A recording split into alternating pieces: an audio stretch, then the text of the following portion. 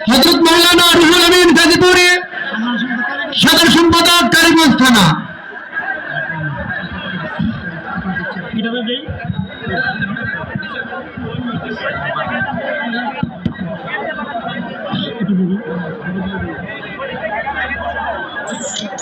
আসসালামু আলাইকুম ওয়া রাহমাতুল্লাহ।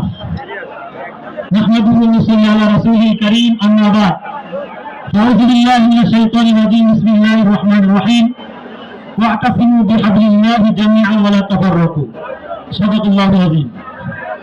বাংলাদেশ খেলাফত মজলিস গাজীপুর জেলা শাখা কর্তৃক আয়োজিত আজকের এই গণসমাবেশের উপস্থিত শ্রদ্ধাবাদী সম্মানিত সভাপতি এবং গাজীপুরের সর্বস্তরের তাওহীদি জনতা, আমি খুব লম্বা সময় কথা বলবো না, 1 মিনিট শুধু আপনাদেরকে আমি একটি বিষয় স্মরণ করে দিতে চাই।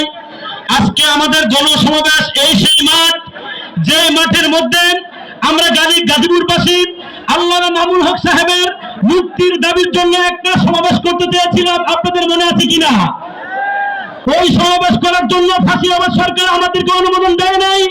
আমরা গাজীপুরে কোথাও পারি নাই। সর্বশেষ আবদ্ধ একটা ঘরে করতে হয়েছে। আল্লাহ সুবহানাহু ওয়া তাআলা চিত্র পরিবর্তন করে এই মাঠে আল্লামা মামুনুল হক সাহেব আজকে প্রধান অতিথি। কথা বলেন ঠিক কিনা? বাংলাদেশ খেলাফত মজলিস আমরা অতীতে যারা দেখেছি, যারা শাসন ক্ষমতায় ছিল, তারা বাংলাদেশকে ডিজিটাল করতে চেয়েছিল, পারে নাই। কথা বলেন ঠিক কিনা? আগামী দিনের দেশ হবে খেলাফতের বাংলাদেশ। কথা বলেন ঠিক কিনা? আগামী দিনের দেশ হবে কোরআনের বাংলাদেশ। কথা বলেন ঠিক কিনা? বাংলাদেশ কোন নাস্তিক প্রাইভেটের জন্য আমরা ছেড়ে দিব না। আল্লাহ আমাদের সবাইকে বুঝার তৌফিক দান করেন।